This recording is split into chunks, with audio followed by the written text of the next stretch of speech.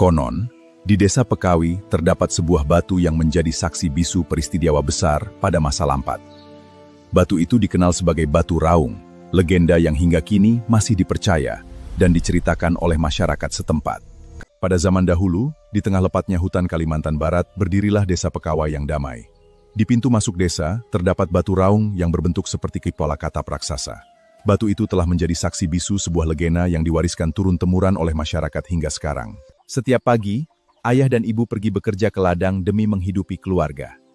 Mereka meninggalkan Sengkupang dan Damar bermain di sekitar rumah, tanpa menyadari bahwa hari itu akan menjadi awal dari sebuah peristiwa yang mengubah desa Pekawi untuk selamanya. Sepinggal kedua orang tuanya, Sengkumang dan Damar bermain dengan riang di halaman rumah. Tiba-tiba, seekor katak kecil melompat keluar dari rerumputan.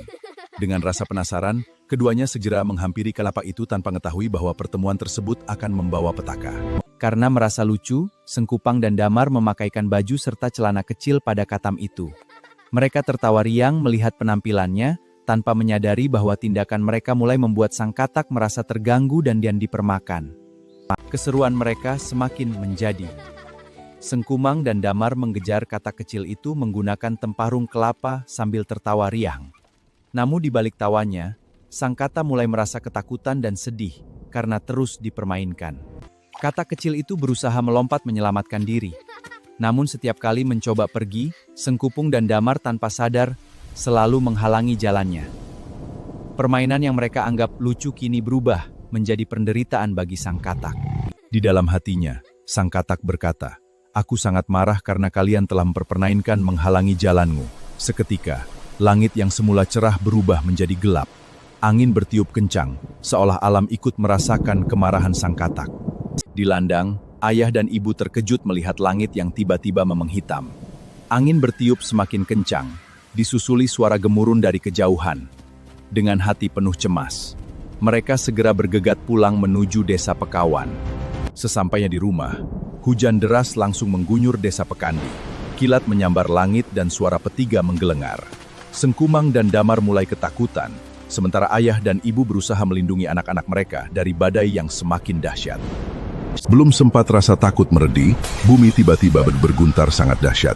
Rumah-rumah bergoyang, pepohonan bergetar, dan warga berlarian menyelamatkan diri. Ayah dan ibu memeluk Sengkumung serta Dama, sementara bencana besar mulai mengubah wajah desa Pekamai. Gempa yang dahsyat membuat tanah di sekitar pemakaman terbelah. Satu demi satu kuburan tenggelam ke dalam air dan lumpur. Sejak saat itulah, tempat itu dikenal oleh masyarakat sebagai Teluk Kubur. Bukan hanya pemakaman yang berubah. Gempa dahsyat juga menggeser alin sungai ke tempat yang baru. Sejak peristiwa itu, masyarakat menambai aliran tersebut Sungai Sayan, sebagai pengingat bahkan bencana besar yang pernah terjadi. Perlahan, hujan mulai reda. Katam kecil itu pergi meninggalkan desa tanpa sepatah kata pun. Sengkumang dan Damar hanya bisa menundukkan kepala, menyadari bahwa perbuatan mereka telah membawa penyesalan yang sangat besar. Tahun demi tahun berlalu. Bekas bencana itu meninggalkan jejak yang masih dikenang hingga kini. Teluk Kubur dan Sungai Sayuan menjadi saksi sejarah, sementara Batu Rahus tetap berdiri kokoh sebagai pengingat bagi setiap generasi. Masyarakat desa Pekawi terus menjaga dan mewariskan kisah Batu Raung kepada anak cucu mereka. Legenda ini mengajarkan bahwa setiap makhluk hidup harus dihormati, karena setiap perbuatan akan membawa akibat yang tidak pernah disangka. Hingga kini, Batu Raung tetap berdiri kokoh sebagai warisan budaya dan kebanggaan masyarakat desa Pekawai. Legenda ini mengingatkan kita untuk menghormati setiap makhluk hidup, menjaga alam, serta melestarikan cerita rakyat agar tetap hidup dari generasi ke generasi.